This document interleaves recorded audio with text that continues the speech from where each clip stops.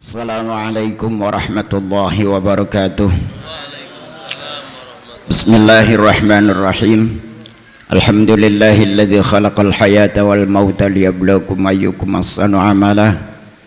Wassalatu wassalamu ala sayyidina wa maulana Muhammad ibn Abdillah al-qa'im bihuquqillah ma daqat illa wa farrajaha Allah wa ala alihi wa ashabihi wa azwajihi wa dhurriyyatihi wa ahibbaihi wa atba'ihi min yaumi hadha ila yaumin nahdah, amma ba'd. Sahibul fadilah walidi wa murabbi ruhi wa murabbi ruhina al-mukarram al-habib Abdurrahman Asgab, matta'ahu Allah fi tuli hayati fil ibadah wa khidmatil ummah,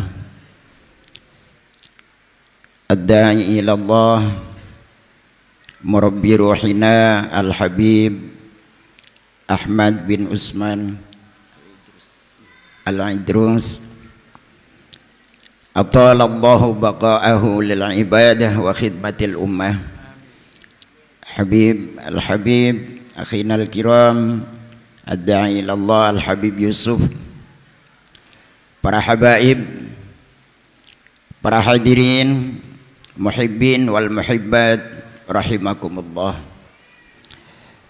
Sebelumnya saya mohon maaf karena saya ingin datang ke sini adalah ingin mencari karamah dari waliullah al-Habib Muhammad bin Abdurrahman Asgab yang haul pada siang hari ini, tetapi sampai di sini saya tidak bisa menolak karena diperintah oleh orang tua kami, sehingga mohon maaf apabila ada sesuatu yang kurang berkenan pada apa yang akan saya sampaikan.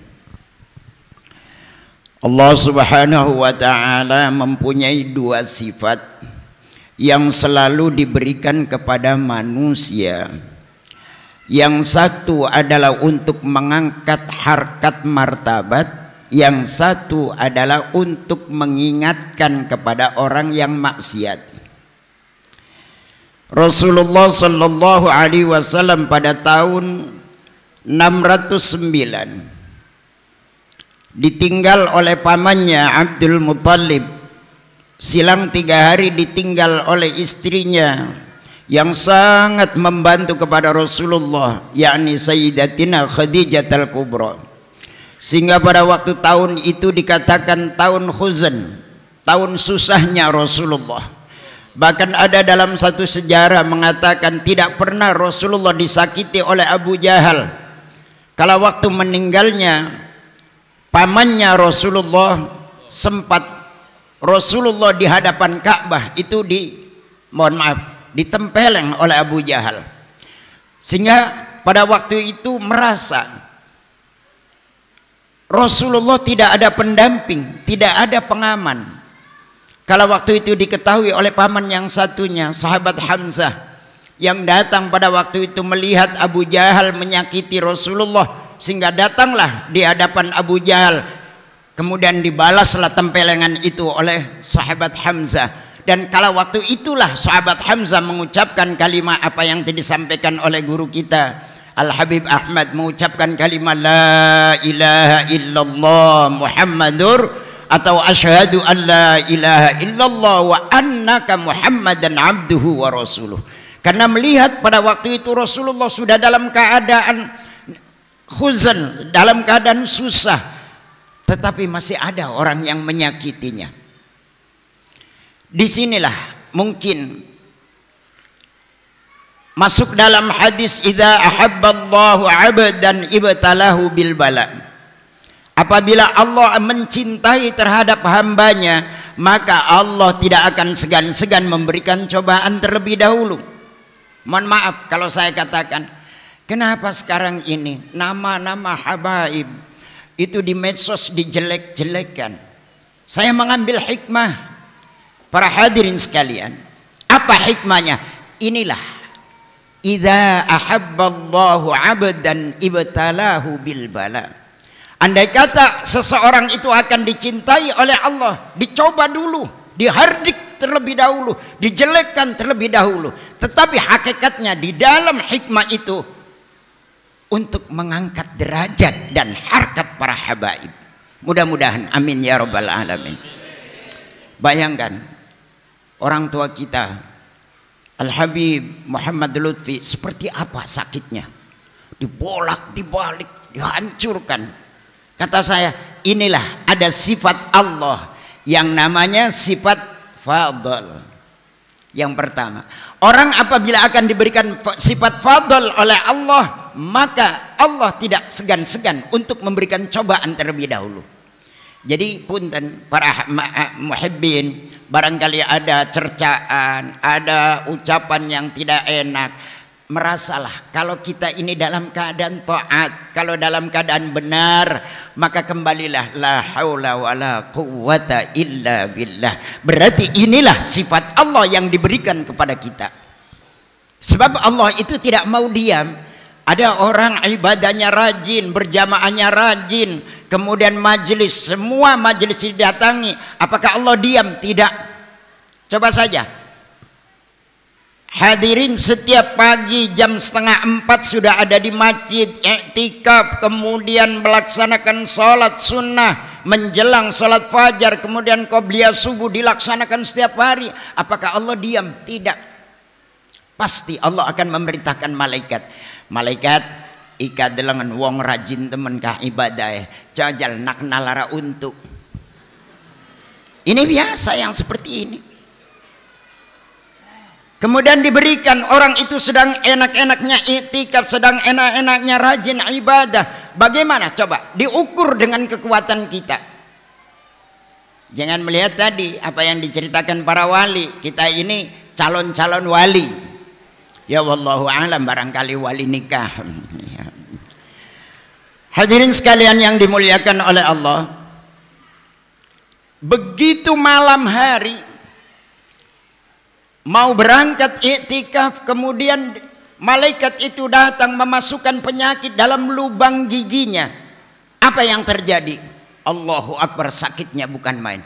Allah, as-salatu khairum minan naum. Di sininya segot kata Allah, berangkat nggak? Padahal ini adalah fadl dari Allah.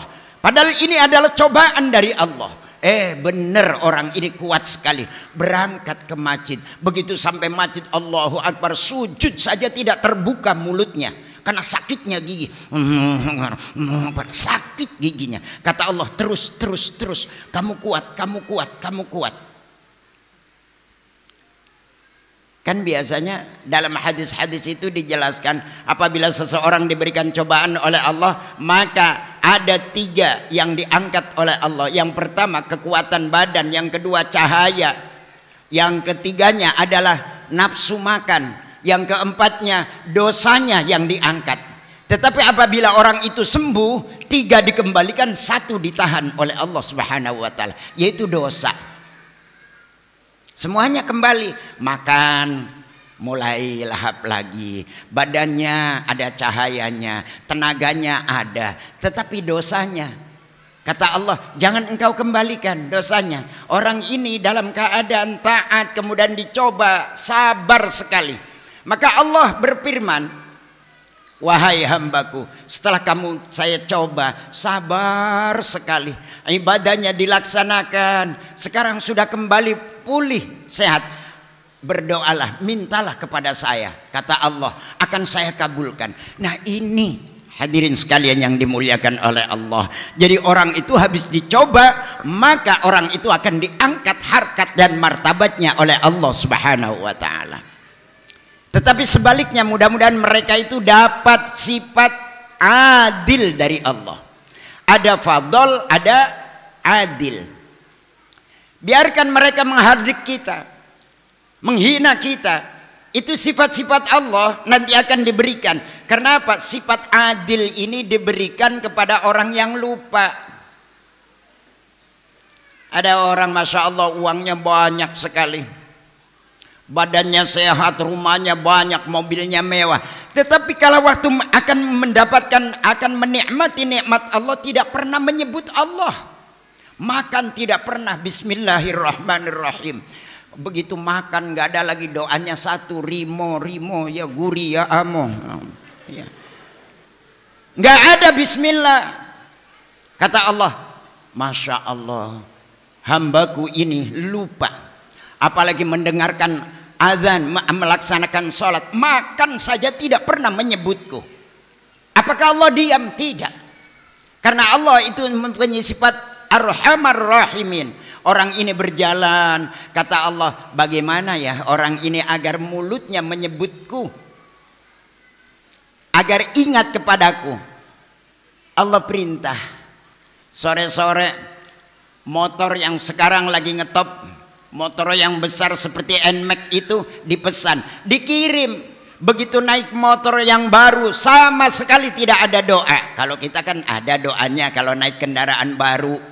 Kalau naik motor baru, mobil baru, nggak ada lagi Allahumma inna nas'aluka min khairiha wa khairi ma fiha wa khairi ma jabaltaha 'alaiha wa na'udzubika min syarriha wa syarri ma fiha wa syarri ma jabaltaha 'alaiha. Ini doanya. Itu sama sekali bismillah tidak. Begitu naik motor, kata Allah, akan saya ingatkan mulutnya supaya menyebut saya. Begitu jalan, Masya Allah, karena motornya baru, memakai kaos, memakai celana pendek, begitu jalan matanya kemana-mana sambil menampilkan kegagahannya. Kata Allah, kamu gagah tidak ada apa-apanya, kamu akan saya sungkurkan di depan orang banyak.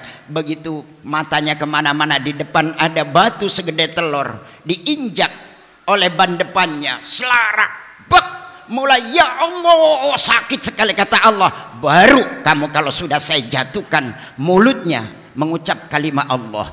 Ini namanya sifat adil, karena Allah menciptakan manusia ini untuk wa ma khalaqtul jinna wal insa illa liya'budun. Mudah-mudahan kita semuanya di sini di samping mendapat karomah waliullah, juga kita dicatat sebagai orang yang beribadah kepada Allah Subhanahu wa taala. Insya Allah. Saya ingat saja, mohon maaf, saya ini termasuk orang yang dhaif, orang yang fakir, tapi saya ingat yukhsyarul mar'u ma'aman ahabba. Kelak di akhirat manusia itu akan dikumpulkan dengan orang-orang yang dicintai di dunianya. Kalau kita cinta kepada para wali, cinta kepada orang-orang yang salah, cinta kepada para habaib, insya Allah kelak akhirat kita akan masuk neraka. Mudah-mudahan dicewer, mudah-mudahan diangkat oleh para habaib, oleh para wali. Amin ya rabbal alamin. Sekian, wa ufawwidu amri ilallah wallahul muwaffiq ila aqwamit thoriq. Wassalamualaikum warahmatullahi wabarakatuh.